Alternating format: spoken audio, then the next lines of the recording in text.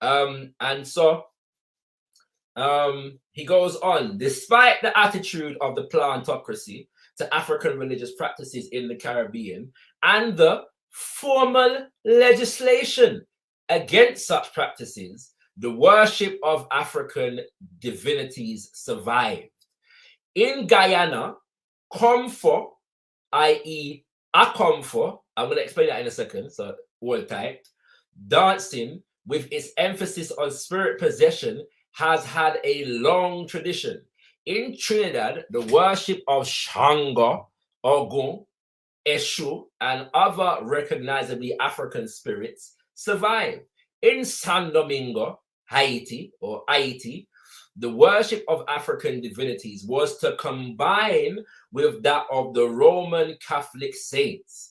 Meanwhile, it was noted by Brian Edwards that the Chromantin, or the Chromanti, i.e. Ashanti, and really the Chromanti is more than just Ashanti, but they're Ashanti dominant, in terms of population. But you have people that are not necessarily Ashanti that would be considered Chromanti, in the 18th century, Jamaica worshipped Asase or Asaseya, which is, I'll explain it in a second.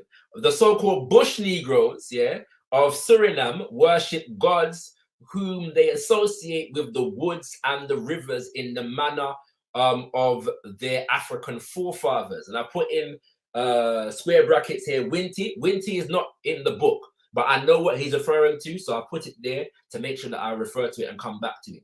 And then, Lady Divine, your time, the Kele ceremony, as well as the Katumba or Kutumba, so that first A could be a U, and we're going to go more into Kutumba later on, so stay tuned, all right? Dance which survived in St. Lucia undoubtedly had its origins in the worship of African divinities. In the French islands, in the 18th century, the belief in the water mother or Mami Wata, so around the Caribbean, you hear the term Mami Wata a lot, and that's the water mama, existed as it did in the Dutch colony of Suriname. All right, so let's go into a few things here. First, we see this thing about farmer legislation against such practices, and so in a number of different Caribbean islands, there were literal laws, against the practice of African spiritual systems. There are places during enslavement whereby the beating of the drum was banned, and hands could be chopped off for beating the drum. Tongues could be cut out of heads, for speaking African languages. And this is partly because of the significance of drum and speech within the restoration and retention of African spiritual systems, and the fact that these African spiritual systems were used to organize people to rebel against enslavement. And so, for example, in 1760, in Jamaica, we have Taki, the Taki War, Chief Taki, or Taichi, or Teichi, as he might probably, or Tachi, as he might probably, more properly be called, an ancestor who is responsible for leading the largest anti-slavery rebellion in the Caribbean prior to that of Haiti, all right? So Haiti was a bigger anti-slavery rebellion, but before that, the biggest one was 1760 with Taki. And Taki, I believe, St. Mary it started, St. Mary, Taki come from. And the plan was to basically wipe out all of the enslaver, the Bakra, on the island, and institute an African communal government, on the island of Jamaica. But the primary organizing tool, for that rebellion is what is called Mayal. Mayal is an African spiritual retention that is amalgamated of various different African spiritual systems, but dominant from the Akan, the Akan communities. And the term Mayo refers to spirit, and more specifically possession of the spirit, by the spirit, and so Mayal is related to what is called Obia, all right? Mayal is related to what is called Obia. Still, you've been reading which book content, and make sure you're not behind. Did you go back to the beginning? make sure you're live, you know. You can go back and watch it, you know what I mean? But stay alive with the thing. Yeah, what may I say now? Yeah. All right. So what happened is after 1760, the British colonizer, yeah, enacted a legislation that banned what it referred to as Obeah. And Obeah was any African spiritual practice. And this is why I say Obeah, strictly speaking, is not a spiritual system. Yeah. It's a word that is used to refer to, yeah, may I read that one there too? So we're going to go deeper into Taki's Rebellion. Vincent Brown's book, yeah, man, serious book that, yeah. So yeah, we're gonna go. I'm gonna be quoting liberally from that when I do the fuller presentation. All right, but we see say Obeah, yeah, or what was referred to as Obeah was used. Yeah, so Taki is said to be an Obeah man, and within the context of the fact that you had different Africans from different places, and sometimes the places that the different Africans come from on the continent, there was friction between them. They had political disputes. They had sometimes they were at war. Yeah, they had military disputes as well. And so what happened is in Jamaica that the Obeah man and the Obeah woman were the people that were able to unify and galvanize the people. Yeah, so they held what is called oath taking ceremonies, and you'll find oath taking ceremonies as a key feature throughout throughout rebellions, anti-slavery rebellions in the Caribbean and the Americas in general. All right, you'll find the existence of oath-taking ceremonies, and usually at the heart of these oath-taking ceremonies, you're going to find some African spiritual system. All right, and so because of the role of the Obeah man and woman in terms of organizing the people, yeah, and actually leading the rebellion, and providing the philosophical and spiritual foundation that underpinned why the people them did a fight in the first place, the British banned what it referred to as Obeah. And would you believe, family, that to this day, that law from 1760 still stands, yeah, in Jamaica. Yeah, Obeah, what is referred to as Obeah, is still banned. African spiritual systems are still banned by law, yeah, in Jamaica. Yeah. So that's one piece of explanation. We're going to go more into that when I do the fuller presentation, maybe in about a month's time. Yeah. So, well, like I said, kings and queens, but let's do a little preview, yeah, of some African spiritual retentions in the Caribbean. Because in the last week or so, I focused quite a lot on the original evolutions on the continent, and have not really dealt with the Caribbean. So I want to just add this in the mix. You know what I mean? Especially for my brothers and sisters from the Caribbean. All right. Because I want to know these things. Yeah. So from 1760, you know, yeah, the thing still banned. Yeah. All right. So we'll get more into that little later on. In Guyana, comfort, i.e., akomfo, dancing with its emphasis on spirit possession has had a long tradition. So what is comfort? Comfort is a spiritual tradition in Guyana. It is the word comfort, as you can see here, is taken from the term akomfo. Akomfo or okomfo is the term for priests, yeah, in Akom, the Akan spiritual system. So the Akan, yeah, the Ashanti, the Fanti, and so on and so forth, the spiritual system is often referred to as Akom, and the priest is Okomfo. The Okomfo with an O is singular. Akomfo is plural. Yeah.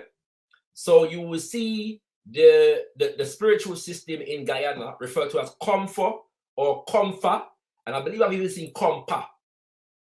Yeah. But you can see that it's derived from the Akan, yeah, spiritual system, and the spiritual system is centered around a dance ceremony which honors ancestors. Yeah. And I believe I do have a video of Sister Michelle Asantewa, yeah, previously on this platform where I interviewed her because she's written actually a book on comfort. Yeah. So do check that out when you feel to. All right. So we see in Trinidad you have the Shango and the Ogun and the Eshu.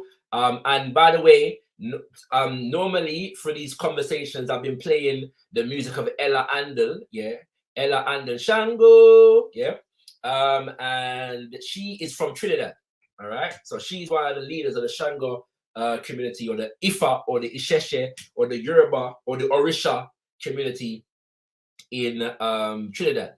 And Shango, Ogun, and Eshu, for those who may not be aware, are part of the Orisha, which is the divinities, the principles of divine principles and forces of nature, as associated with the Yoruba, yeah, in West Africa. All right, so you have Shango, you have Ogun, and you have Eshu, yeah, and you'll find these divinities still honored in Trinidad. What do I need to go into here? So, all right, so this idea of the worship of African divinities was combined with that of the Roman Catholic saints, yeah? And this is true, but it oversimplifies the thing. Really what was going on is that Africans used the Roman Catholic saints to hide their practice of voodoo, yeah, to mask it, because you could be punished for practicing voodoo, especially after 1804. And the success of the Haiti Revolution. But even before that, because in 1770s, I think it was, Macandal, yeah, Macandal was on the scene in Haiti, and he was referred to as an Obiaman, yeah, or a Vodun priest, and he planned an enslavement rebellion whereby he planned to poison all of the back of them upon the island of Haiti, all right? And so the European, coming out of Taki, coming out of Macandal, and a number of other anti-slavery rebellions, they were very sensitive about the spiritual systems, yeah? And so because of that, what the African ancestors did was they used certain Catholic saints and their depictions to represent certain what is referred to as Loa. So the Loa in Vudan are the same thing as the Orisha in the Yoruba, yeah, or in the Ifa. They're the principles of the principal divinities and the forces of nature. So, for example, and I forget what the saint is, but there's a saint in Catholicism that is typically depicted with snakes, yeah, at his feet. And so the African ancestors in Haiti used that image to represent Papa Dambala, because Papa Dambala is a particular divinity, yeah, is often depicted also with snakes, yeah, or represented through snakes, yeah, and so they use that, yeah. But when the white man, when Bakra believes in them, you know, honor whichever saint that is, yeah, really the African them concerned with the snake them not concerned with the with the man, yeah, in the image, them concerned with the snake them, yeah, because the snake represent Dambala. All right, so I hope that makes sense. Asaseya is the Akan divinity that is associated with Mother Earth. Yeah, Asaseya is Mother Earth.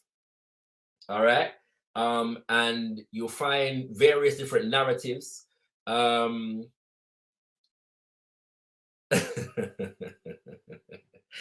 contact your email, you're fully there, but yeah. Yeah, what's it called?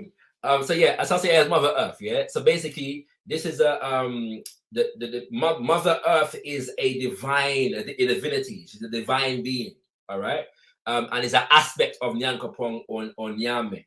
Yeah, and so in some narratives you find Asasia associated with Nyankopong. In some narratives you find Asasia associated with Anansi. Yeah, Kweku Anansi. All right. And yeah, we'll go further into that. Now, let's get to this thing. The Bush Negroes of Suriname worship gods whom they associate with the woods and the rivers in the manner of their African forefathers. So in Suriname, you have a spiritual system that is called Winti, yeah? And this is a very beautiful, beautiful spiritual system, yeah? And it seems to me that they've been able to codify it on levels that are comparable to that of Vudan in Haiti. So a lot of the times, because of the ways in which African spiritual systems in the Caribbean are practiced, yeah, there's not the structure can be very loose. Yeah, do you know what I'm saying? Not always, but it can be very loose. All right, the institutionalization of it.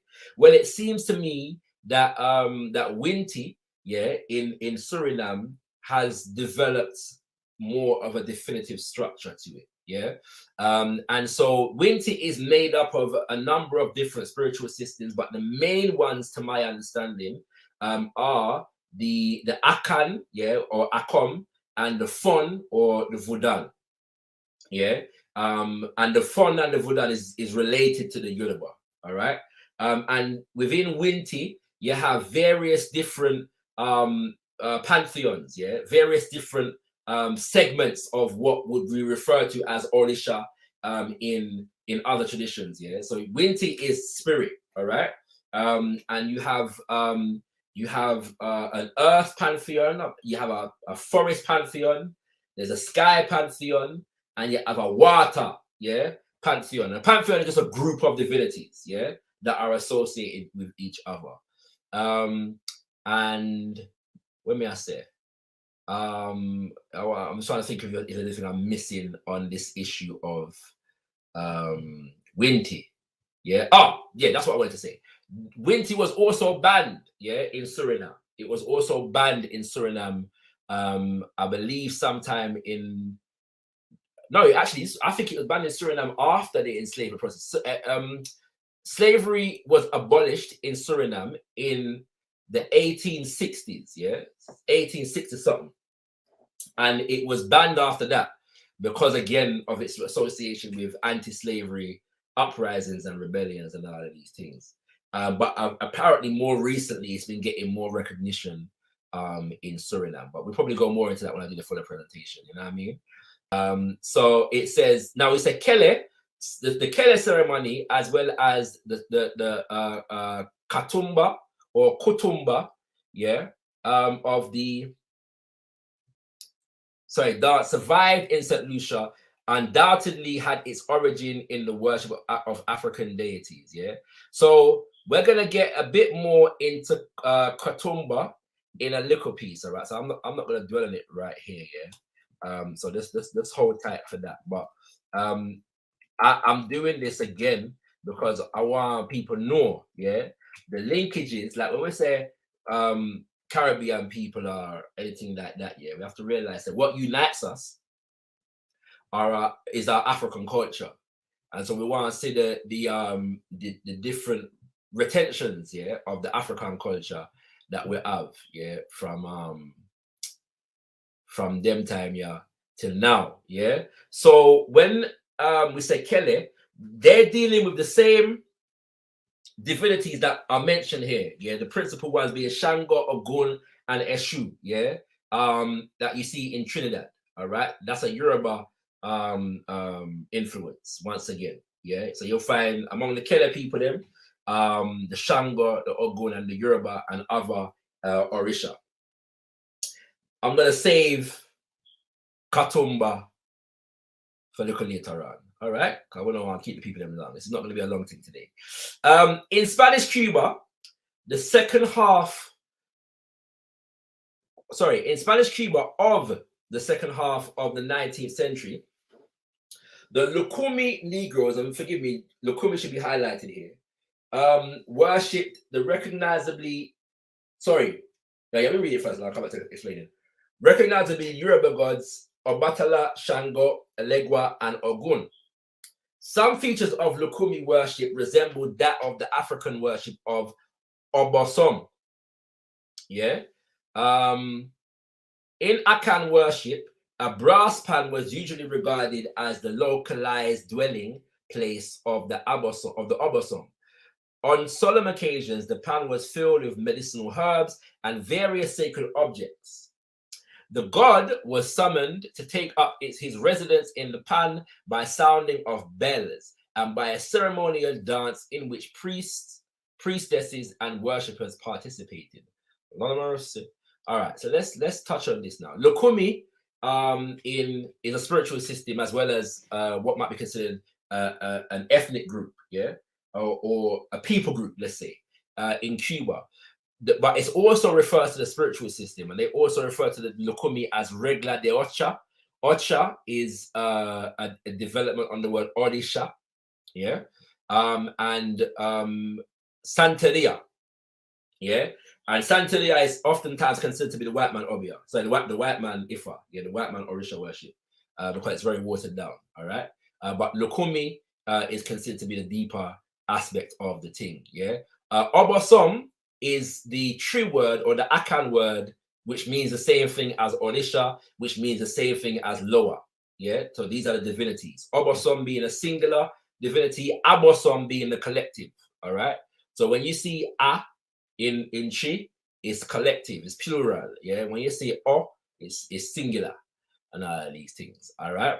And we make reference to a particular ritual there that exists on the continent of Africa, but also exists in the Caribbean. Yeah. So when I go dwell upon that one there, because this is not a long thing today, but it's touching. I'm just introducing.